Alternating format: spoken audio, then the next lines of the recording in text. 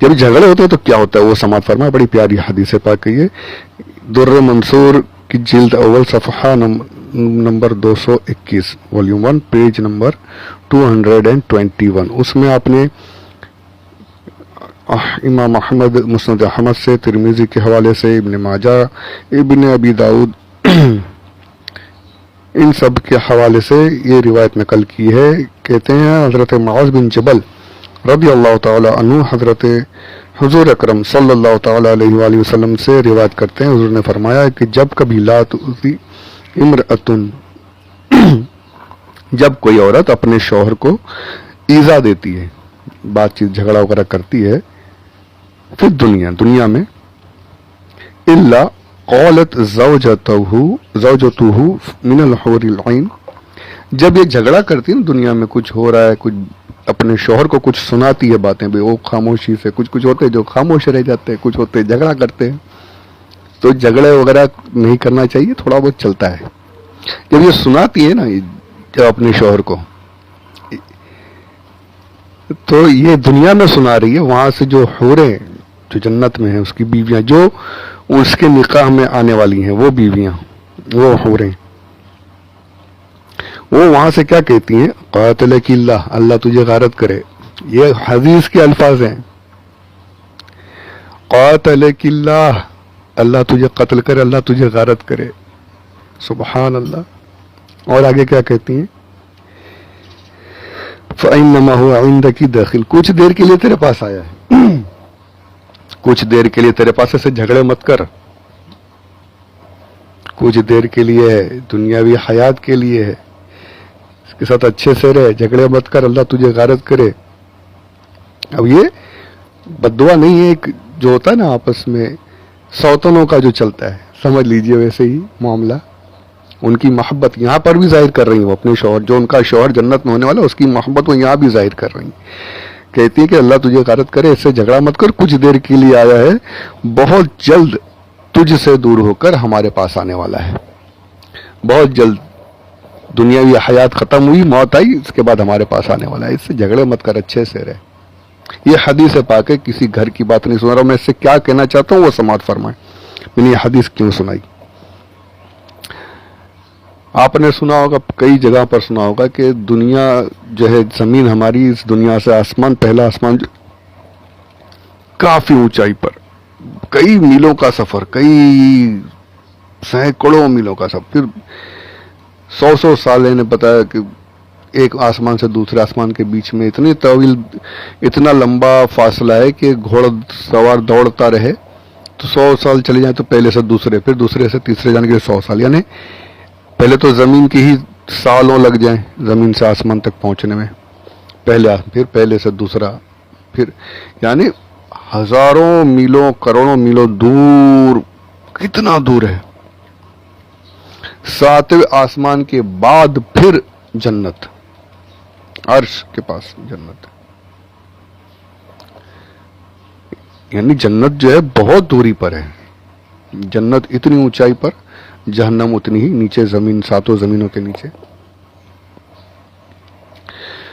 تو کہنے کا مطلب یہ ہے کہ یہ اتنی دوری پر ہونے کے بعد جب دنیا میں کوئی عورت اپنے شوہر سے جھگڑتی ہے, کچھ ایذا دیتی ہے, کچھ سناتی ہے, اب اتنی اوپر جنت میں رہنے والی حور اپنے ہونے والے, جو جنت میں جو شوہر ہوگا, اس کی بیوی کی آواز سن رہی ہے, جھگڑا سن رہی ہے, سب کچھ دیکھ رہی ہے. سننے کے بعد کہتی ہے, نہ صرف سن رہی, دیکھتی بھی ہے, اور کہتی ہے, جواب دیتی کہ اس کے جھگڑا مت کر, کچھ دیر تیرے پاس ہے, ہمارے پاس آئے گا. یہ حدیث شریف ہے. یہاں سے پتا چلا کہ اللہ عز و جل نے جنتی حوروں کو یہ طاقت عطا فرمائی ہے کہ وہ اپنے جنتی شوہر کی بیوی کے جھگڑوں کو دیکھ لیں, سن لیں, اسے جواب بھی دے دیں, جنت میں رہتے ہوئے, اتنی دور کا.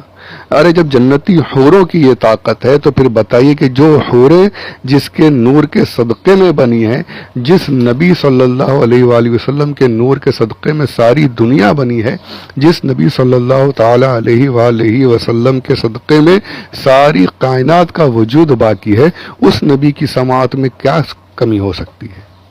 وہ کیسے اپنے امتیوں کی فریاد نہیں سن سکتے؟ جو اللہ حوروں کو یہ طاقت عطا کر سکتا ہے اپنے حبیب کو یہ طاقت کیوں نہیں عطا کرے گا؟ بے شک عطا کرے گا. بے شک یہ طاقت میرے آقا صلی اللہ تعالی علیہ وآلہ وسلم کو اللہ نے عطا کی ہے کہ سرکار کے امتی اگر سرکار کو پکاریں، درود و سلام پڑھیں، سرکار کی بارگاہ میں فریاد کریں تو یقیناً میرے آقا صلی اللہ تعالی علیہ وآلہ وسلم بھی سماعت کرتے ہیں، اور اگر محبت والا ہو، عشق والا ہو تو اس کی امداد بھی فرمانے کے لیے سرکار تشریف بھی لاتے ہیں.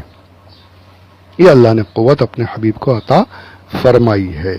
اس میں شرک اور بدعت کے فتوے لگاتے پھرتے ہیں، پتہ نہیں پڑھتے ہیں یا نہیں پڑھتے ہیں، بس پڑھتے بھی ہیں تو پھر وہ بغض کے ساتھ پڑھتے ہیں، محبت کے ساتھ نہیں پڑھتے. ضعیف ہے، ایسا ہے، ویسا ہے. ارے کیا یار، سوچو تو صحیح بات کس کے بارے میں ہو رہی ہے؟ اسی کے بارے میں، اسی کی بڑائی بیان کی جا رہی ہے جس کا تم دعویٰ کرتے کہ ہم بھی حضور کے امتی. لگتے تو نہیں ہو، اگر امتی ہوتے تو ان کی کمی نہیں ڈھونڈتے معاذ اللہ رب العالمین. حالانکہ ان میں تو کمی ہے نہیں، کمی تمہارے اندر ہے، تمہاری سوچ میں کمی ہے. تو یہ ایسے گندے عقیدوں سے بچیں، دور رہیں ایسے گندے عقیدے والوں سے. اللہ عز و جل ہمارے ایمان کی حفاظت فرمائے. تو یہ آڈیو جو ہے جنتی عورتوں کے بارے میں جو چند باتیں عرض کرنی تھی میں نے عرض کر دی. اب یہ سلسلہ جو ہے ایک روایت پر یہاں ختم کرتا ہوں. اس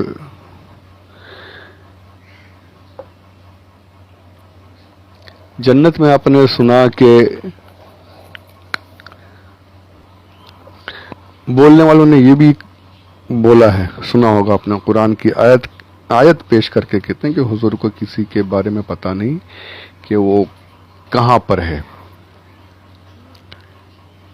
خود حضور اپنے بارے میں بھی نہیں جانتے معاذ اللہ رب العالمین. آیتوں کو پیش کرتے ہیں، احادیث کو پیش کرتے ہیں. وہ یہاں پر ایک روایت یہ تفسیر پڑھتے ہوئے میرے سامنے سے گزری ہے تو میں آپ کو سنا دوں. حالانکہ بہت سی باتیں ہیں، اس کے لیے تو بہت کچھ جوابات دیے جا چکے ہیں. یہ روایت بھی سامنے آ گئی تو میں عرض کر رہا ہوں. تفسیر در منصور جلد اول صفحہ نمبر 201، در منصور والیوم 1 پیج نمبر 201. امام جلال الدین سیوطی حدیث پاک نقل کرتے ہیں بخاری شریف کے حوالے سے. حضرت انس رضی اللہ تعالی عنہ روایت کرتے ہیں، کہتے ہیں کہ جب حضرت حارثہ یوم بدر میں شہید ہوئے، آپ کی والدہ ماجدہ حضور اکرم صلی اللہ علیہ وسلم کی بارگاہ میں حاضر ہوئی اور عرض کی، یا رسول اللہ صلی اللہ تعالی علیہ وسلم، حارثہ سے میری محبت کتنی زیادہ ہے یہ آپ کو پتہ ہے، میں اسے بہت چاہتی تھی، میرا بیٹا تھا. فَإِن يَكُن فِي الْجَنَّةِ صبر، یا رسول اللہ وہ شہید ہو گیا ہے میرا بیٹا، اگر وہ جنتی ہے تو میں صبر کر لوں گی، کوئی بات نہیں، جنت میرا بچہ جنت میں، مجھے کوئی تکلیف نہیں. اور اگر ایسا نہیں ہے کہ جنت میں نہیں گیا، دیکھیے یہ صحابیہ حضور سے سوال کر رہی ہیں، عرض کر رہی ہیں. صحابہ کا عقیدہ دیکھیے، کہتی ہے کہ یا رسول اللہ اگر جنتی ہے تو کوئی بات نہیں، میں صبر کروں گی. اگر نہیں، جنت میں نہیں گئے حارثہ، تو آپ دیکھیے میں کیا کرتی ہوں. ان کا انداز، یقن غیر ذالک ترا ما اصنع، میں ایسا روں گی، ایسا واہ ویلا کروں گی. صحابی آتی سرکار کی بارگاہ میں آ کر عرض کی، اگر جنتی ہے تو کوئی بات نہیں یا رسول اللہ، میرا سرکار کوئی بات نہیں، اور اگر جنتی نہیں ہے تو پھر میں کیا کرتی ہوں. اب دیکھیے حضور اکرم صلی اللہ علیہ وسلم نے یہ نہیں فرمایا کہ مجھے کیا پتا، میں نہیں جانتا، یہ تو اللہ جانے. بولتے نا کہ پتا نہیں کیا ہے، ایسے ہیں، ملتے ہیں، آتے ہیں لوگ. وہ تو کئیوں کو تو سرکار نے جنت کی بشارتیں دنیا میں ہی عطا فرما دی، عشرہ مبشرہ، وہ تو سب کے پتہ ہے کیا کیا ہے.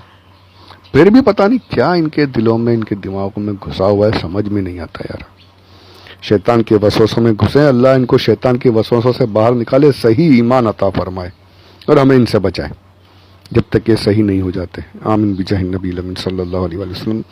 یہ سن کر حضور اکرم صلی اللہ علیہ وآلہ وسلم نے ارشاد فرمایا انہا لیست بجنت واحدہ. جنت ایک نہیں. تو نے کہا نا جنت میں ہے یا نہیں. جنت ایک نہیں ہے. ایسا نہیں کہ جنت ایک ہی ہے. فرمایا انہا جنان کثیر. بہت سی جنتیں ہیں. پیچھے بھی ہم نے سنا کئی درجے ہیں. 8 درجات کا ذکر میں نے کیا تھا کتابوں سے. فرمایا کئی جنتیں ہیں. وَإِنَّهُ فِي الْفِرْدَوْسِ الْأَعْلَى. جو جنت کا سب سے بلند مقام ہے تیرا بیٹا اس جنت الفردوس میں ہے. فردوس اعلیٰ میں ہے. سبحان اللہ. صرف جنت میں نہیں, جنت کے سب سے بلند مقام میں تیرا بیٹا ہے. وہاں پر جنتی ہے یقیناً جنت. یہ میرے آقا صلی اللہ علیہ وآلہ وسلم کا علم ہے کہ کون جنت میں ہے. صرف یہی نہیں, کون سی جنت میں حضور وہ بھی جانتے ہیں اور بتاتے بھی. یہ نہیں کہتے کہ مجھے نہیں معلوم, ابھی وہی آئے گی تو بتا دوں گا. نہیں, بس یہ گمراہ ہو گئے ہیں اور لوگوں کو گمراہ کر رہے ہیں. ان کی گمراہی سے ہمیں بچائے اللہ عز و جل, ہم سب کو بچائے. تو یہ جنتوں کا تذکرہ حضور اکرم صلی اللہ علیہ وآلہ وسلم کے صدقے میں چل رہا ہے, چلتا رہے. کچھ باتیں اور رہ گئی ہیں, سنیں گے انشاءاللہ. اور اللہ کرے اس کی حبیب کے صدقے میں پروردگار ہمیں بھی جنت میں داخلہ نصیب فرما دے. آمین بجاہ نبی الامین صلی اللہ علیہ وآلہ وسلم. خود بھی سنیں, دوسرے کو بھی شیئر کریں, ان کا بھی ذرا خوشیاں نصیب ہو جائیں. مومنوں کے دلوں میں خوشی ڈالنا بھی بہت بڑی عبادت ہے. جنت کے تذکرے تو سب خوش ہوتے ہیں. اللہ ہمیں بھی جنت میں داخلہ نصیب فرما دے, جنتی بنائے سب کو, ایمان والوں کو. آمین بجاہ نبی الامین صلی اللہ علیہ وسلم. وما علینا الا البلاغ المبین.